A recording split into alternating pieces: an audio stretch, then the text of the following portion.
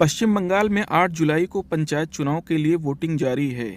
चुनावों को शांति से संपन्न करवाने के लिए राज्य में सुरक्षा बलों की तैनाती की गई है, लेकिन इसके बावजूद कई इलाकों से हिंसा की खबरें सामने आई हैं। कूच बिहार और मुर्शिदाबाद में टीएमसी और कांग्रेस कार्यकर्ताओं में झड़प के साथ राज्य में 7 लोगों की मौत हो चुकी है, जिसमें बीजेपी, टीएमसी और सीपीएम के कार्यकर्ता शामिल हैं। कूच बिहार के फोलीमाली इलाके में एक बूथ पर बीजेपी के एक पोलिंग एजेंट की कथित तौर पर पीट कर हत्या कर दी गई। इसके अलावा एक पुलिसकर्मी भी गंभीर रूप से घायल हो गया। वहीं नॉर्थ 24 परगना जिले के पीरगाछा में एक निर्दलीय उम्मीदवार के बूथ एजेंट की हत्या कर दी गई।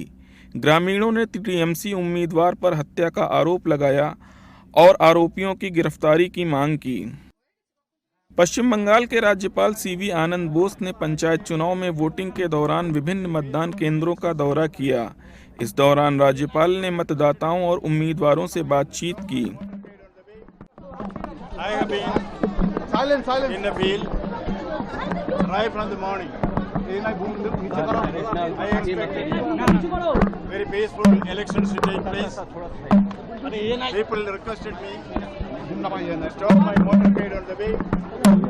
There are lots of things still. They told me about murders happening around them. They told me about goons not allowing them to go to the polling booth. They told me about presiding officers not cooperating with them, not listening to their complaints. I was told that murders are taking place, gunshots are heard, people are beaten to death. These are in stray cases, yes, but even one case where there is bloodshed should cause concern to all of us.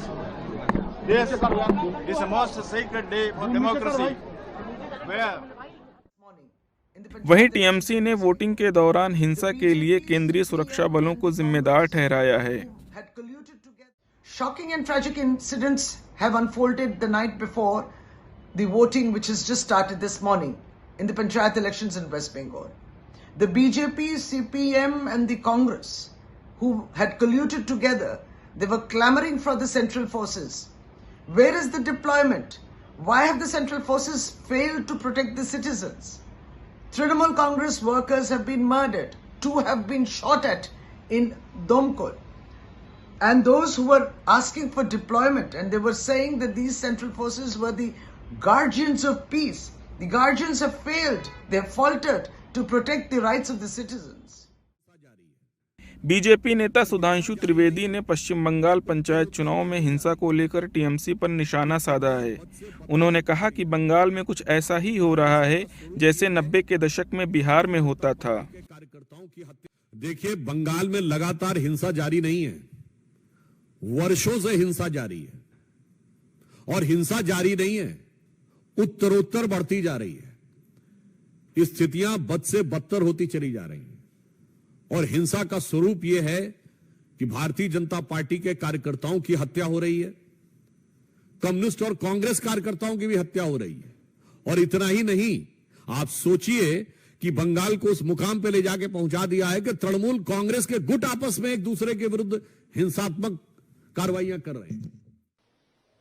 पश्चिम बंगाल में कड़ी सुरक्षा के बीच सुबह 7 बजे मतदान शुरू हुआ। मतदान शुरू होते ही हिंसा की खबरें आने लगीं। राज्यों में सुरक्षा बलों की हिंसा पर काबू पाने की कोशिश जारी है। वोटिंग के दौरान हिंसा होने से मतदाता डरे हुए हैं।